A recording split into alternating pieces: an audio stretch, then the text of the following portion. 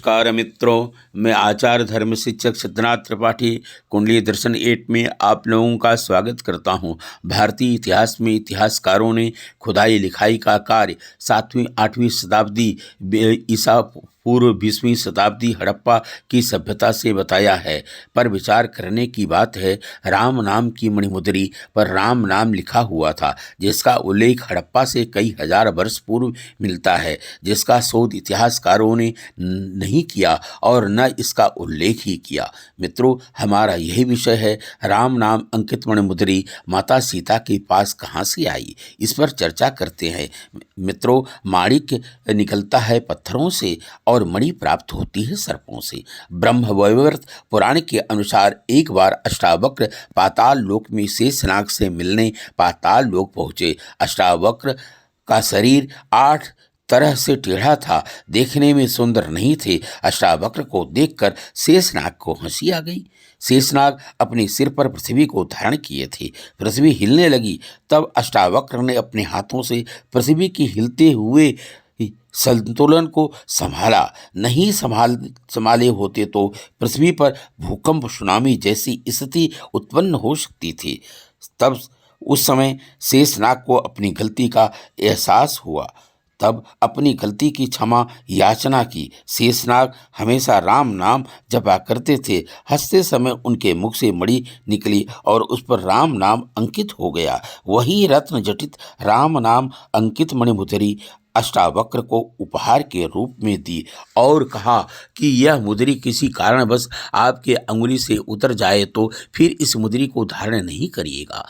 तब से अष्टावक्र उस मुद्री को अपने अंगुली में धारण किए रहते थे। राजा दशरथ के पिता राजा अज अष्टावक्र के शिष्य थे।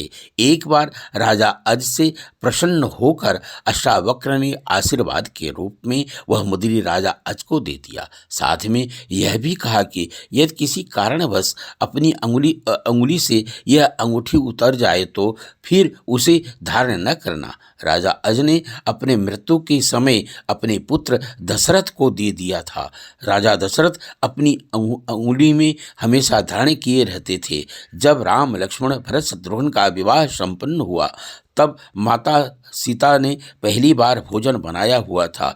हिंदू धर्म में आज भी जब पहली बार बहू भोजन बनाती है, तब घर के बड़े बुजुर्ग उसे उपहार के स्वरूप कुछ न कुछ देते हैं। राजा दशरथ भी पहली बार भोजन बनाने के उपहार स्वरूप में वह मुद्री दिया और अपने पिता द्वारा निर्देश को सीता को सुनाया, जब तक कोई अत्यंत आवश्यक कार्य न आ जाए या भूल बस यह मुद्री अंगुली से उतर न जाए, फिर इसे न पहनना।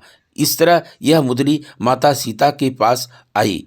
इस आगे का प्रसंग इस प्रकार से है। इस मुद्री को वनवास के समय गंगा घाट उतरने पर केवट को देने के लिए माता सीता ने भगवान राम को दिया। केवट ने उतराई में कुछ न लिया तो यह मुद्री भगवान राम जी के पास थी। सीता जी का पता लगाने के लिए हनुमान जी जब जा रहे थे, तब यही मुद्री निशानी के रूप में भगवान राम ने हनुमान जी को दिया। वही मुद्री अशोक वाटिका में हनुमान जी ने माता सीता को दिया। इस प्रकार से आप लोगों ने सुना, माता सीता के पास में राम नाम अंकित मणिमुद्री माता सीता के पास कहाँ से आई। अच्छा लगे तो लाइक सब्सक्राइब अवश्य करें। धन्यवाद।